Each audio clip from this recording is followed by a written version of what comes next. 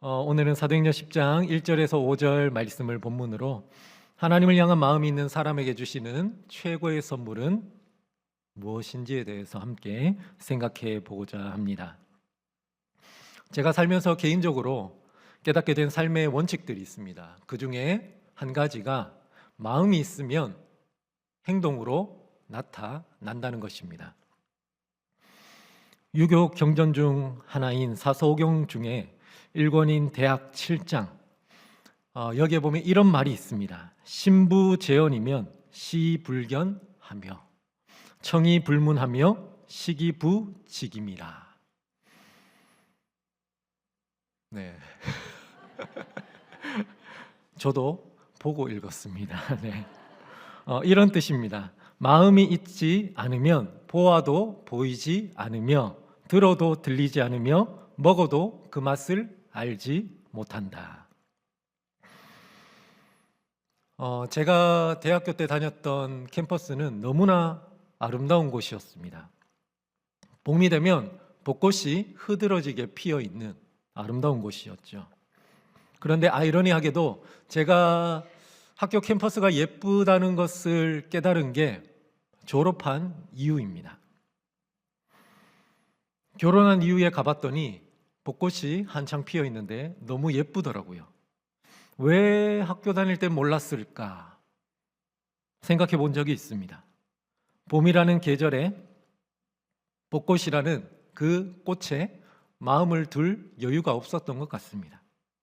그러니 보아도 보이지 않았던 것이죠.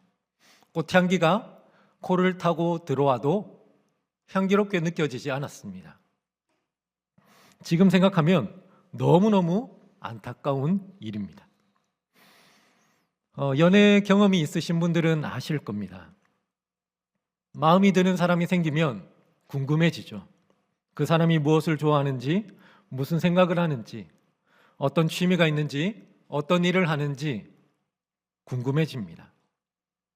그래서 요즘에는 SNS를 통해, 제 때에는 싸이월드를 통해 그 사람의 소식을 알아보기도 하고, 아는 사람이 있으면 그 사람이 무엇을 좋아하는지, 어느 곳에 자주 나타나는지 물어보기도 했습니다. 연애를 하고 사랑하는 사람과 교제를 시작하면 더더욱 그러하죠. 그 사람이 좋아하는 음식을 먹게 되고, 좋아하는 영화를 같이 보게 됩니다. 좋아하는 음악을 같이 듣게 되고, 좋아할 만한 말과 행동을 하려고 자신을 그 사람에게 맞추게 됩니다. 마음이 있기 때문에 행동으로 나타나게 되는 것이죠. 하나님을 믿고 살아가는 사람도 마찬가지 아닐까요? 하나님을 향한 마음이 있기 때문에 그 마음이 행동으로 표현될 수밖에 없습니다. 오늘 본문은 하나님을 향한 마음을 가지고 있었기에 하나님이 기뻐하시는 행동을 했던 한 사람, 고넬료에 대한 이야기가 기록되어 있습니다.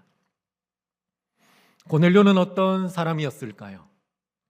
1절에 보면 그의 이름과 신분에 대해서 말하고 있습니다. 가이사랴에 고넬료라 하는 사람이 있으니 이달리아 부대라 하는 군대의 백부장이라. 고넬료는 로마 군대의 백부장이었습니다. 백부장은 군인 100명을 거느리는 장교이자 지휘관입니다. 모든 군대가 그러하지만 당시 로마 군대는 규율이 엄격했습니다. 상명하복의 지휘 체계를 갖추고 있었죠. 나라에 충성하는 조직이었습니다. 당시에 나라에 충성한다는 것은 황제에게 충성하는 조직이었다라는 말과 동일합니다. 로마에서 황제는 신에 버금가는 위치였습니다. 그렇게 황제를 숭배하는 것과 마찬가지입니다. 그렇게 해야 하는 사람이 바로 고넬료였다라는 거죠. 예수님 당시에 베드로가 주는 그리스도시요 살아계신 하나님의 아들이십니다 라고 고백을 했죠. 가이사랴 빌립보라는 지방에서 이러한 고백을 했습니다. 사진을 보시면 여러 가지 건물들이 있습니다. 대부분 신전입니다. 가이사랴 빌립보 지역을 복원해서 설명하는 그림인데, 여러분이 보시기에 가장 왼쪽 큰 건물, 이 건물이 바로 황제 아우구스투스를 기리기 위한 신전입니다. 성경에서는 아구스토라고 나오죠. 황제 숭배는 로마의 전통과 신앙 그리고 충성과 연결이 되어 있습니다. 고넬료는 백부장이라는 자기 신분상 황제를 숭배하고 충성해야 하는 위치에 있었습니다. 게다가 로마는 신들의 제국이었죠. 네, 이제 그림 내려주셔도 됩니다. 로마에 가면 판테온이라는 유명한 건물이 있습니다. 판테온의 뜻은 만신전입니다. 만신, 모든 신이라는 뜻이죠. 로마에는 수많은 신들이 있었고 사람들은 그 신들을 섬기며 살았습니다. 모든 신을 인정하지만 각 도시와 지역마다 주로 섬기는 신이 있었습니다. 에베소 같은 지역은 아데미와 제우스를 섬겼죠. 사도행전 19장에 보면 나옵니다. 고넬료는 로마 시민권을 가진 사람이었습니다. 그렇다면 로마 사람들이 당시에 신을 섬기던 그 행위에서 자유로울 수가 없었습니다. 로마 사람들은 형상이 없는 신을 섬기면 무신론자로 여겼는데, 이는 사회적으로 제약이 가해질 수도 있는 행위였습니다. 이런 상황에서 2절에 나오는 고넬료에 대한 기록은 아주 놀랍습니다. 그가 경건하여 온 지방과 더불어 하나님을 경외하며 백성을 많이 구제하고 하나님께 항상 기도하더니, 그가 경건했다라고 말씀하죠. 온 지방과 더불어 하나님을 경외했다고 말합니다. 아주 놀라운 일입니다. 당시 로마는 신들의 사회입니다. 로마가 이스라엘을 정복했다는 것은 로마의 신이 이스라엘의 신인 여호와를 이겼다, 정복했다라는 의미가 있습니다. 그런데 정복 국가의 장교인 고넬료가 피정복 국가인 이스라엘의 하나님을 경외하는 것은 말이 되지 않는 일입니다. 상식적으로 일어날 수가 없는 일입니다. 로마 사람들에게 하나님은 자기 나라와 백성을 지키지 못한 무능한 신입니다. 하지만 고넬료는 그렇게 생각하지 않았죠. 고넬료가 하나님을 믿었다는 것은 로마 사람들과 동료로부터 배교자로 무능한 신을 믿는 어리석은 사람으로 여겨질 가능성이 있었습니다. 그럼에도 고넬료는 당시 사회의 흐름과 문화와 사람들의 생각에 따르지 않고 자기 믿음과 신앙을 따라 하나님을 경외하며 경건하게 살고 있었습니다. 고넬료는 그의 신분으로 보나 사회적인 상황으로 보나 전혀 하나님을 믿을 만한 상황이 되지 않았습니다. 그런데 그가 어떻게 하나님을 믿게 되었는지는 알 수 없지만 고넬료는 하나님을 경외하는 사람이 되었습니다. 그리고 경건한 사람이었다라고 평가를 받고 있습니다. 하나님이 주신 은혜 덕분이었겠죠. 성경은 고넬료에 대해서 경건한 사람이라고 말하고 있는데 그의 경건한 모습은 세 가지로 나타나고 있습니다. 첫째는 경외하는 것입니다. 경외라는 단어는 원어로 포베오라는 단어를 사용합니다. 무서워하다, 두려워하다는 뜻이죠. 그런데 고넬료는 단순히 하나님을 무서워하거나 두려워하는 감정만을 가진 것이 아닙니다. 단순히 무섭거나 두려운 감정만이 있었다면 하나님을 자기 신으로 섬길 이유는 없었죠. 이러한 감정이라면 자기 국가의 로마에서 섬기는 수많은 신들이 있었기 때문에 굳이 하나님을 섬길 필요가 없었습니다. 하나님이 보호하는 나라를 정복한 로마의 신이 더 강해 보이니 그 신을 섬겼어야 했겠죠. 예를 들면 신들의 왕이자 하늘을 지배하는 신 제우스나 전쟁의 신 아레스와 같은 신들 말이죠. 그렇게 무서움, 두려움이라는 감정만으로는 고넬료가 하나님을 섬기는 이유를 설명할 수는 없습니다. 경외에서 말하는 무서움과 두려움은 단순한 공포가 아닌 거룩한 두려움입니다. 존경과 사랑의 마음이 담겨 있는 것이죠. 우리가 스승이나 존경하는 사람을 만났을 때 이러한 감정을 조금은 느낄 수가 있습니다. 너무 좋고 반갑지만 그분들 앞에서 함부로 할 수 없는 어떠한 두려운 마음이 듭니다. 존대하면서 진중하게 무거운 마음으로 대해야 한다는 생각이 들죠. 하물며 만왕의 왕이자 창조주이시며 우리의 생명과 구원의 근원이 되시는 하나님께는 두려운 마음이 드는 것이 당연합니다. 하나님은 거룩하신 분이시고 우리는 죄인이기 때문입니다. 하나님은 만왕의 왕이자 창조주이시며 생명과 구원의 근원이 되시는 분이시기 때문에 그분에 비하면 우리의 존재는 티끌과도 같습니다. 보잘것없는 우리의 존재가 거룩하신 하나님, 온 세상에 충만하신 하나님, 세상의 근원 되신 하나님 앞에 서면 두려움을 가질 수밖에 없습니다. 실제로 하나님을 배웠던 수많은 선지자들이 처음 가졌던 감정은 두려움이었습니다. 모세가 그러했죠. 출애굽기 3장 6절에 보면 이렇게 말씀합니다. 모세가 하나님 배웁기를 두려워하여 얼굴을 가리매. 이사야 선지자도 그러했습니다. 그는 이렇게 고백하죠. 화로다 나여 망하게 되었도다.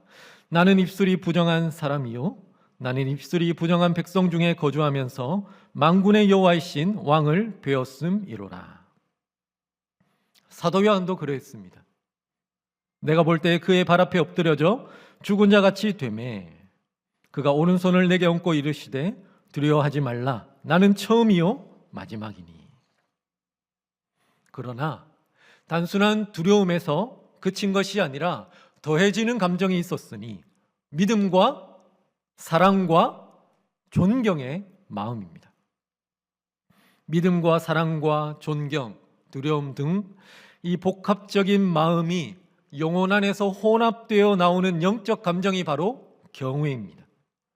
고넬료는 경외하는 마음을 가지고 있었기에 로마 군인이라는 신분으로서 맞이하게 될 수 있는 어떠한 어려움에도 불구하고 하나님을 경외하며 살았습니다.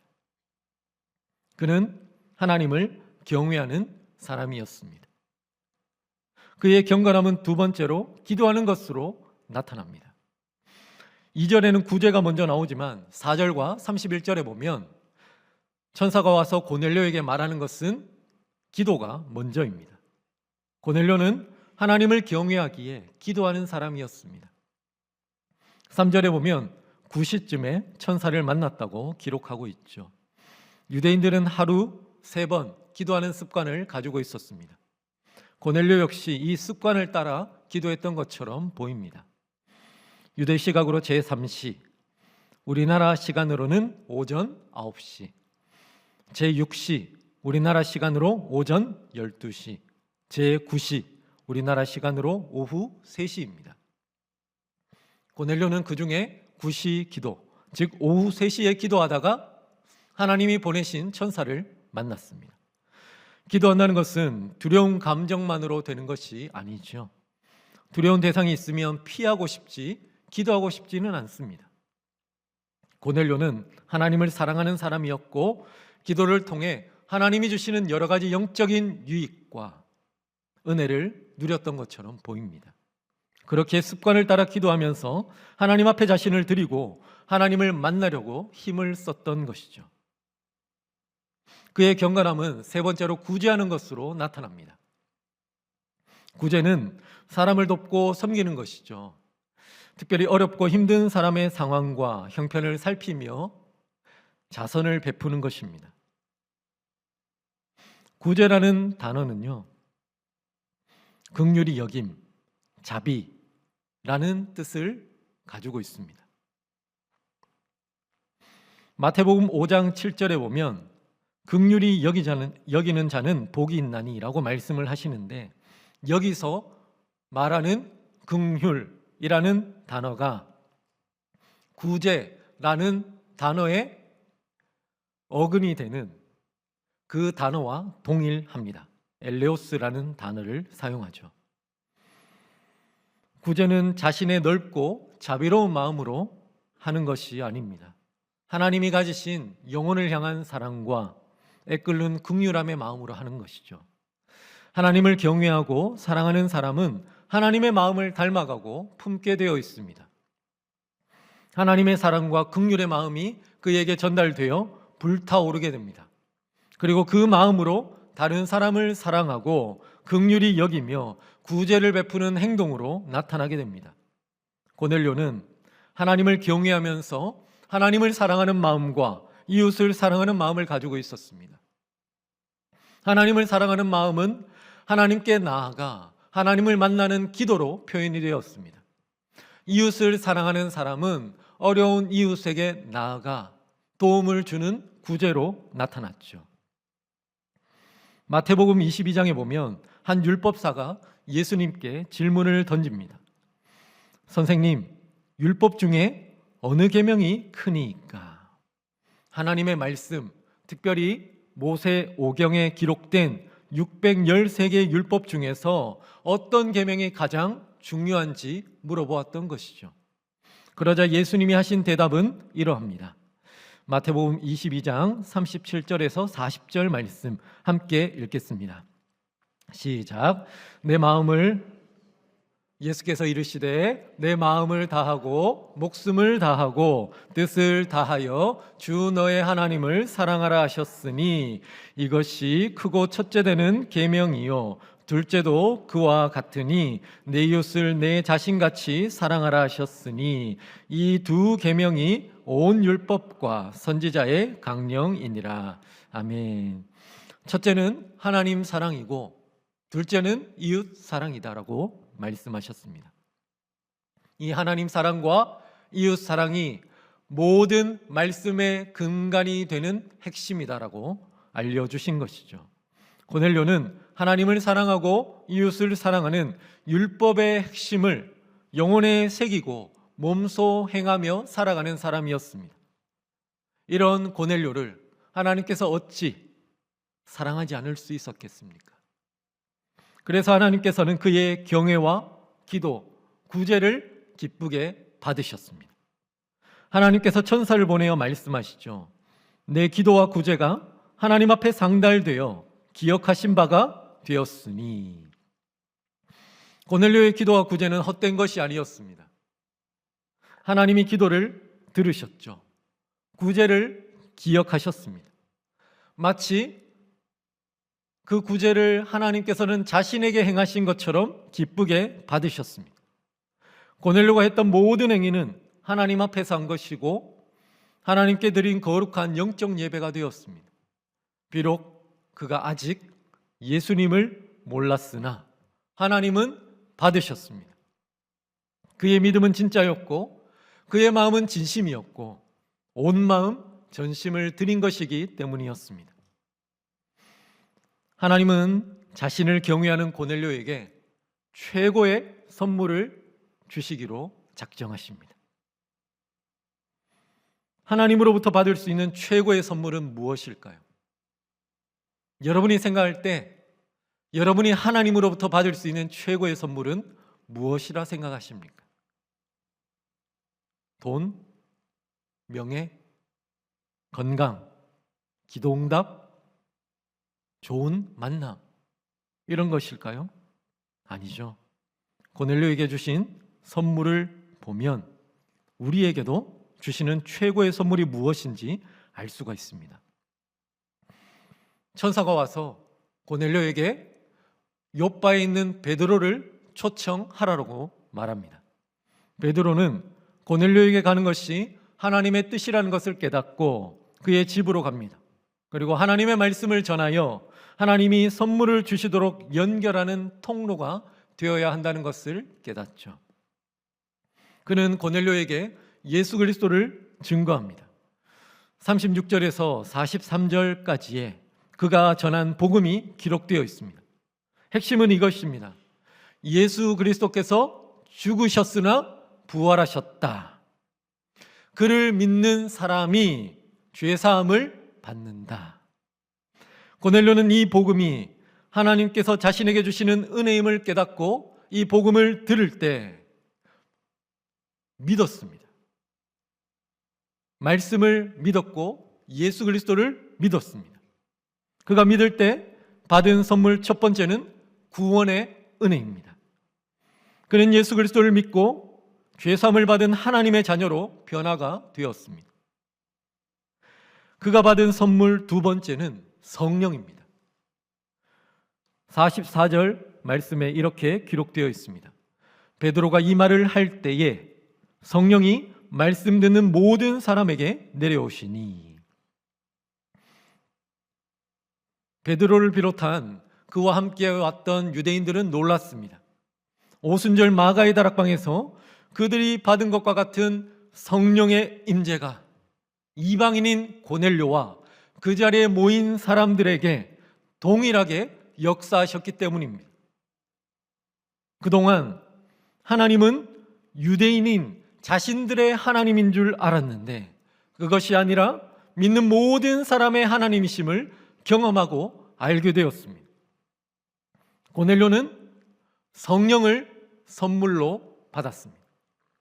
고넬료와 이방인이 성령을 선물로 받은 모습을 회상하며 베드로는 자기 교회에서, 예루살렘 교회에서 이렇게 말합니다. 그런즉 하나님이 우리가 주 예수 그리스도를 믿을 때에 주신 것과 같은 선물을 그들에게도 주셨으니 내가 누구이기에 하나님을 능히 막겠느냐. 선물을 주셨다라고 말하죠. 성령을 선물로 주신 것입니다. 성령을 선물로 받았다는 것은 하나님을 선물로 받은 것입니다. 성령님은 삼위일체 하나님이시기 때문에 그렇죠. 구원의 믿음과 더불어 성령님은 하나님께서 믿는 사람에게 주실 수 있는 최고의 선물입니다. 가장 좋은 선물입니다. 예수님께서 제자들과 자신을 따르는 무리에게 기도에 대한 말씀을 하셨습니다. 기도하면 하나님이 좋은 것으로 응답해 주신다라고 말씀하셨죠. 마태복음 7장 11절 말씀 같이 한번 읽어볼까요? 시작. 너희가 악한 자라도 좋은 것으로 자식에게 줄 알거든 하물며 하늘에 계신 너희 아버지께서 구하는 자에게 좋은 것으로 주시지 않겠느냐. 아멘. 같은 말씀을 기록하는 누가복음에 보면 구하는 자에게 주시는 좋은 것이 무엇인지 말씀해 주고 있습니다. 누가복음 11장 13절 말씀도 같이 읽겠습니다. 너희가 악할지라도 좋은 것을 자식에게 줄 알거든 하물며 너희 하늘아버지께서 구하는 자에게 성령을 주시지 않겠느냐 하시니라. 아멘. 좋은 것이 무엇인가요? 성령입니다. 성령. 돈도 명예도 건강도 사람도 재물도 아니라 성령 하나님. 고넬료는 하나님이 주실 수 있는 최고의 선물인 성령 하나님을 받은 것입니다. 고넬료는요, 바랄 수 없는 중에 바랐던 사람입니다. 믿을 수 없는 중에 믿었던 사람입니다.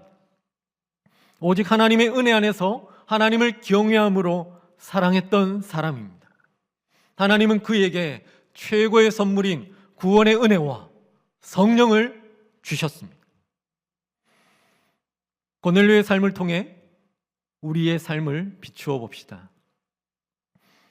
우리는 믿음을 가지고 있습니다. 고넬료와 같이 하나님을 경외하는 사람들이죠. 우리는 하나님을 사랑하는 마음을 가지고 있기에 하나님과 교제하며 그의 은혜를 누리고 싶어 합니다.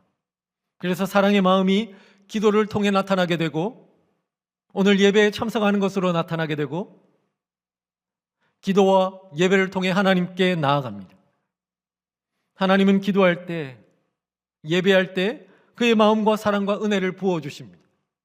그의 마음으로 충만하게 되면 사랑할 수 없는 우리 영혼에 사랑이 샘솟아나죠. 하나님을 향한 사랑이, 하나님이 사랑하시는 사람을 향한 사랑이, 하나님이 사랑을 부어주시면 우리는 이웃 사랑의 마음을 가지게 됩니다. 이웃 사랑의 마음을 가지게 되면 우리에게는 다른 사람을 사랑하는 모습이 나타나게 됩니다. 구제하는 모습으로 말이죠. 구제는 단순히 누군가를 도와주고 어려운 일을 적선하는 행동이 아닙니다. 행동 이면에 사랑이 흐릅니다. 그들을 바라보는 하나님의 마음이 흐르죠. 하나님의 긍휼과 자비가 내 마음을 감동시키는 것입니다. 하나님으로부터 비롯된 그 사랑이 원동력이 되어 다양한 행동으로 나타납니다. 누군가에게 실제적으로 필요한 것을 도와줄 수도 있겠죠. 그런데 힘들고 어려운 사람들의 손을 한번 잡아주는 것, 한번 안아주는 것, 따뜻한 위로와 지지의 눈빛을 보내주는 것, 하나님의 마음을 흘러보내는 그 행위는 무엇이든 구제가 될 수 있습니다. 하나님을 사랑하고 이웃을 사랑하는 사람은 반드시 사랑으로 말미암은 행위가 나타나게 되어 있습니다. 하나님이 주시는 마음이 있기에 행동으로 드러나게 되는 것이죠. 이러한 사람에게는 선순환의 사이클이 일어납니다. 하나님이 주시는 최고의 선물을 받기 때문입니다. 이 자리에 모인 우리 모두는 이미 고넬료가 받았던 구원의 은혜를 받았습니다. 이미 구원의 은혜를 받은 우리가 받을 수 있는 최고의 선물은 성령의 충만함입니다. 성령은 이미 우리에게 임하셨습니다. 우리가 예수 그리스도를 주인이자 구원자로 믿는 그 순간 그리스도의 영이신 성령께서 우리에게 임하셨습니다. 에베소서 1장 13절 말씀 같이 읽겠습니다. 그 안에서 너희도 진리의 말씀 곧 너희 구원의 복음을 듣고 그 안에서 또한 믿어 약속의 성령으로 인치심을 받았으니 아멘. 믿으십니까? 믿음을 가진 우리에겐 이미 성령이 임하셨습니다. 사도 바울은 믿음을 가진 우리에게 이렇게 말합니다. 고린도전서 3장 16절 말씀도 같이 읽겠습니다. 너희는 너희가 하나님의 성전인 것과 하나님의 성령이 너희 안에 계시는 것을 알지 못하느냐. 이미 우리에게 성령이 계시지만 그럼에도 우리가 받을 수 있는 최고의 선물은 성령입니다. 데살로니가전서 5장 19절 말씀, 성령을 소멸하지 말며. 우리 안에 계신 성령은 소멸될 수 있습니다. 소멸되다는 단어는 끄다, 꺼지다, 말라 죽다, 약해지다 라는 의미를 가진 스벤니미라는 원어를 사용합니다. 성령이 소멸되어 사라진다는 것이 아니라 성령이 점점 꺼져간다, 약해진다는 것이 더 정확한 표현일 것입니다. 성령 하나님은 인격적인 영이십니다. 우리가 하나님을 사랑하고 하나님과의 관계가 충만하면 성령은 충만하게 우리 영혼 안에서 역사하십니다. 그런데 우리가 세상의 일을 추구하고 세속적인 생각만을 하고 하나님을 뒷전으로 여긴다면 성령은 점점 우리 영혼 안에서 소멸되어 갑니다. 사그라져 가는 것이죠. 우리 영혼을 충만하게 차지하고 있던 성령의 점유율이 점점 낮아지게 됩니다. 마치 땅 따먹기에서 땅을 잃어버리는 것처럼 성령은 우리 영혼의 땅에서 점점 그 지배권을 잃어가시는 것입니다. 우리 영혼 안에서 활활 타오르고 있던 성령의 불이 점점 약해지고 꺼져가게 되는 것입니다. 성령이 활활 타오르고 충만하게 되는 영적인 땔감은 하나님과의 관계이며 그로부터 말미암은 은혜입니다. 은혜가 충만하면 성령이 충만해집니다. 하나님의 사랑을 충만하게 받으면 성령은 충만해지십니다. 그러나 하나님을 외면하면 성령은 소멸되어 점점 꺼져가고 약해져 갑니다. 이것을 경계하며 사도 바울은 우리에게 이렇게 말씀하죠. 에베소서 5장 18절 말씀 같이 읽겠습니다.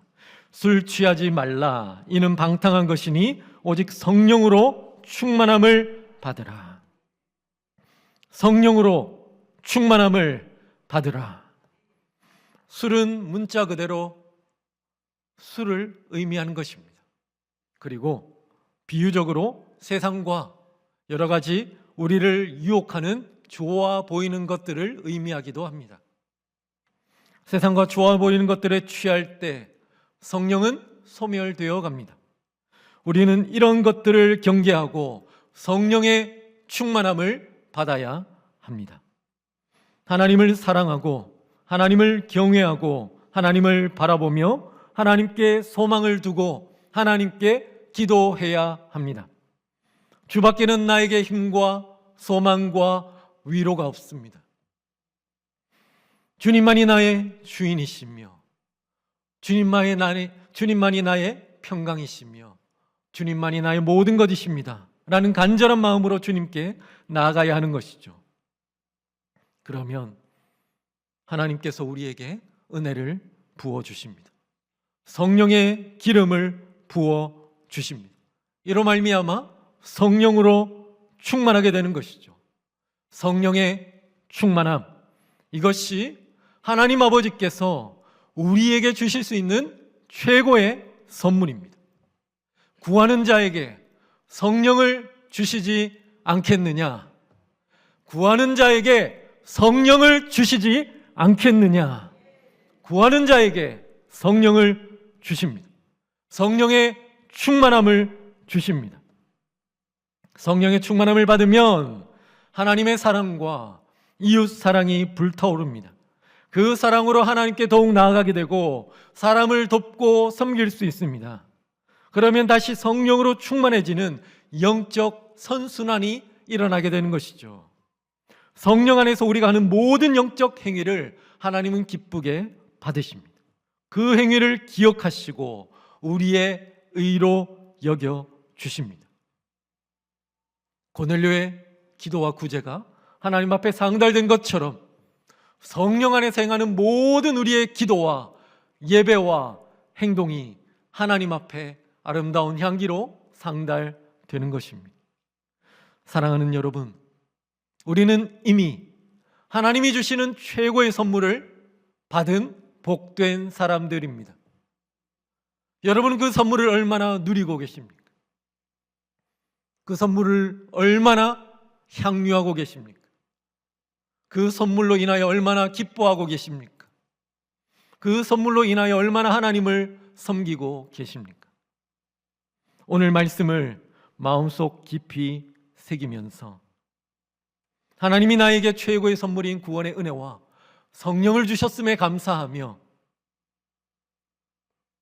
성령의 충만함으로 내가 불타올라 하나님의 은혜를 계속해서 누리기를 사모하는 여러분의 영혼 되시기를 예수님의 이름으로 축복합니다. 이 시간 함께 말씀을 기억하며 찬양하도록 하겠습니다. 성령이여 내 영혼을 충만케 하여 주옵소서. 내 속에서 성령 하나님께서 충만함으로 역사하여 주옵소서. 이 시간 성령이여 내 영혼을 충만케 하소서. 함께 찬양하도록 하겠습니다.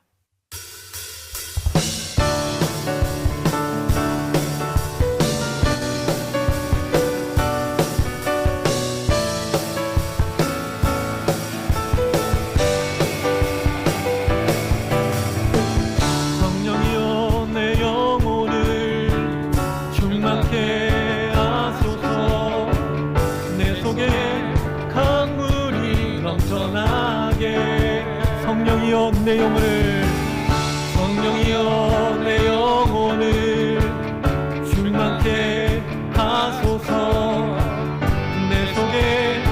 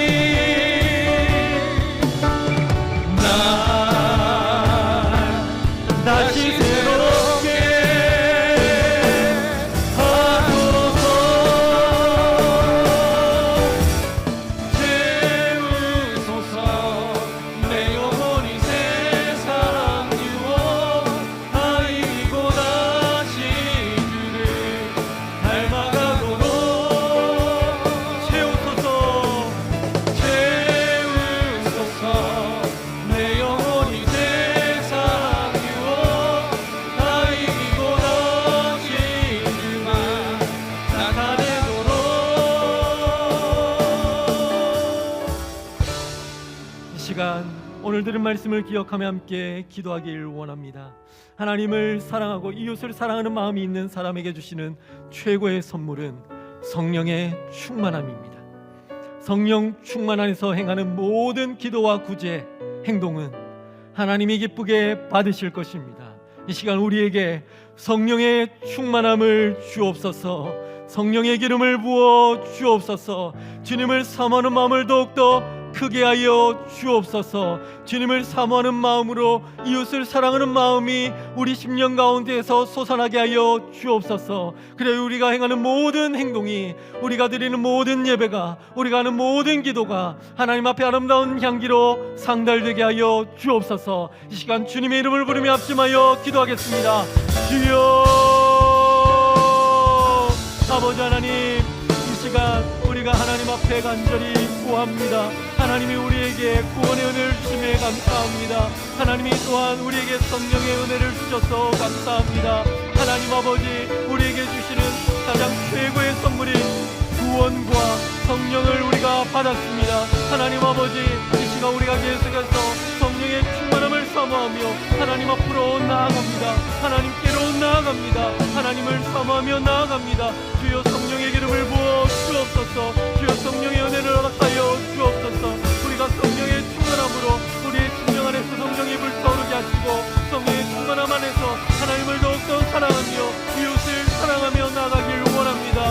하나님, 우리가 하나님을 사랑하고 이웃을 사랑하는 마음으로 행하는 모든 예배와 기도와 구제와 행동이 하나님께서 기쁘게 받으실 줄 믿습니다.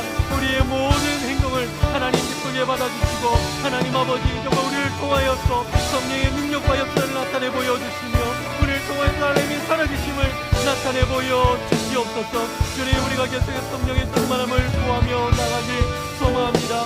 성령의 기름을 부으시고 성령의 충만한 역사를 허락하여 주시옵소서. 이어서 기도하길 원합니다. 우리 교회를 위해서 함께 기도하길 원합니다. 하나님, 우리 부흥교회에 은혜를 베풀어 주시옵소서.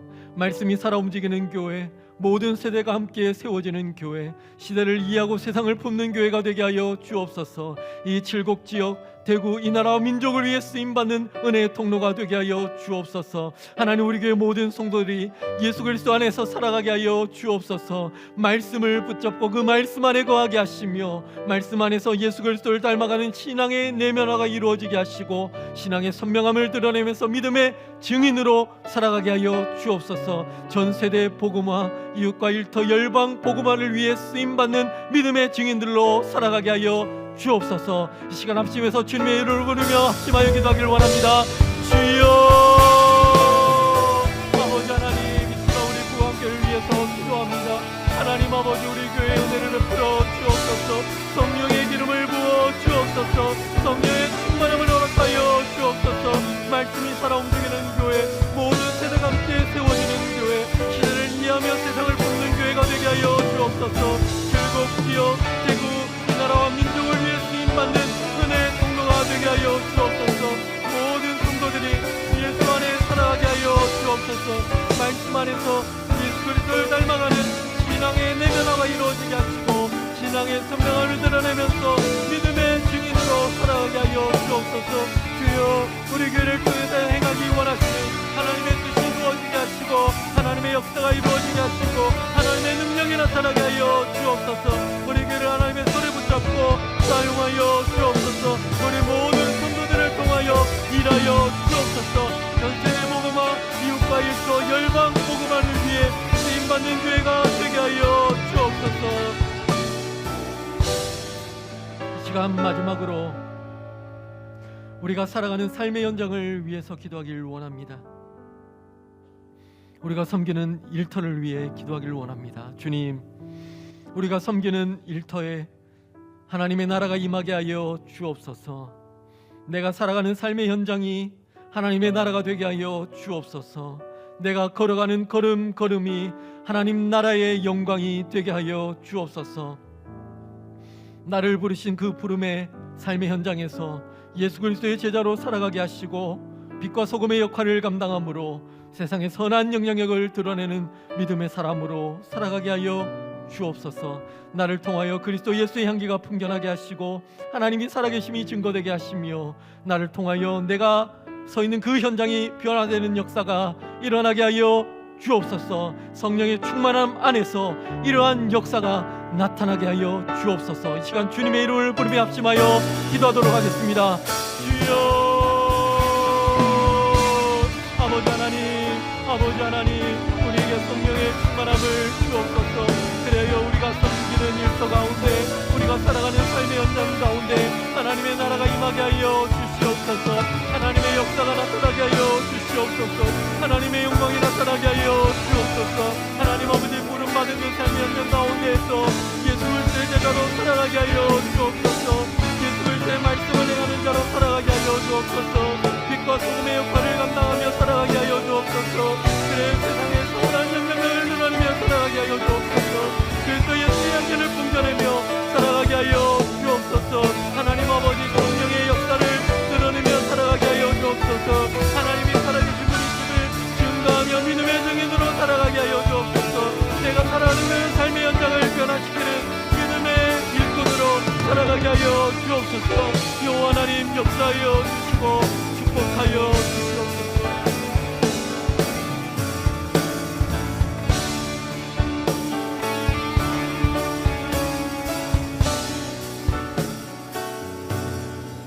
사랑과 은혜가 풍성하신 하나님, 다시 한번 우리 안에 최고의 선물을 받은 하나님의 백성인 것을 깨닫게 해주셨니 참 감사합니다.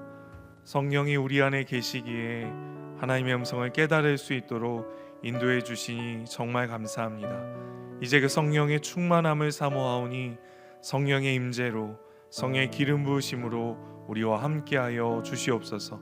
그래서 우리가 가정에 있든 직장에 있든 어느 곳에 거하든 하나님의 긍휼을 실천할 수 있는 성령 충만한 하나님의 백성들 될 수 있도록 역사 주장하여 주시옵소서. 이제는 우리 주 예수 그리스도의 은혜와 하나님 아버지의 크신 사랑과 성령의 위로 교통 역사 충만케 하심이 성령 충만을 사모하여 이 세상에 하나님의 긍휼과 사랑을 실천하기 원하는 우리 북한교회 모든 성도들 머리 위에 이제부터 영원토록 함께 있을지어다. 아멘.